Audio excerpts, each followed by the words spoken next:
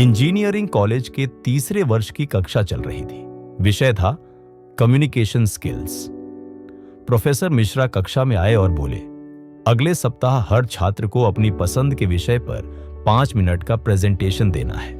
यह आपकी आंतरिक ग्रेडिंग में जोड़ा जाएगा। पूरी कक्षा में हलचल मच गई। कुछ उत्साहित थे, कुछ घबराए।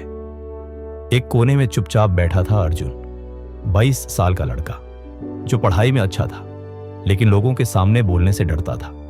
वो लड़का जिसे दोस्त कहते थे, भाई ये तो गूगल भी माइक से नहीं सर्च करता, जिसे पार्टी में कोना पकड़ना आता था, बात करना नहीं। अर्जुन का दिल धड़कने लगा, उसका गला सूख गया। मैं कैसे बोलूंगा सबके सामने?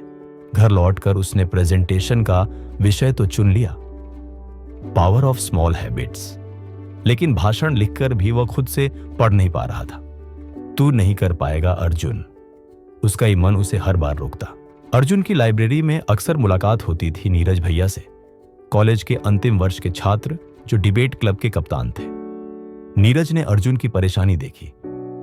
भाई, प्रेजेंटेशन से डर क्यों रहा है?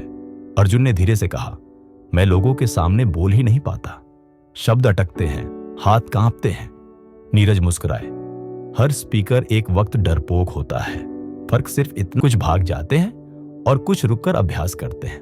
अर्जुन को लगा शायद अब समय है बदलाव का।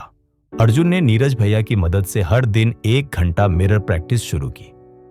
पहले दिन आंख मिलाकर खुद से बात करने में डर, दूसरे दिन हल्की आवाज में बोलना, तीसरे दिन एक लाइन बिना रुके कहना।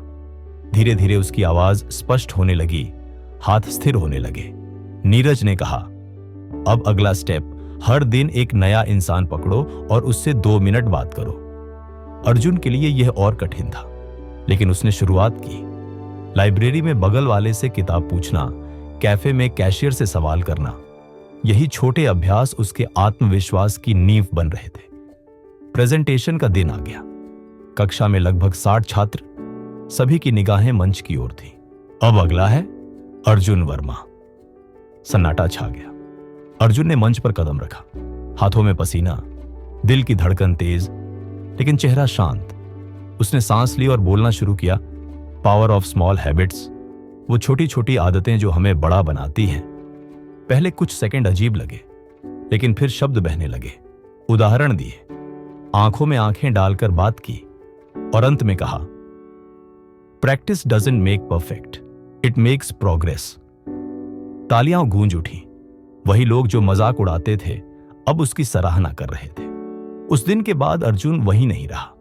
कॉलेज के एक छोटे से सेमिनार में उसने को होस्ट करना शुरू किया।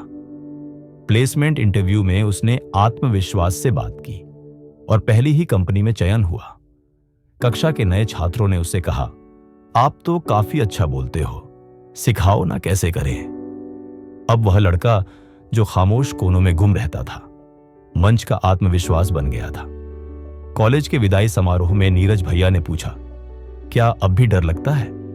अर्जुन ने हंसते हुए कहा, नहीं भैया, अब डर तो सिर्फ वही है कि कहीं अभ्यास करना बंद ना हो जाए।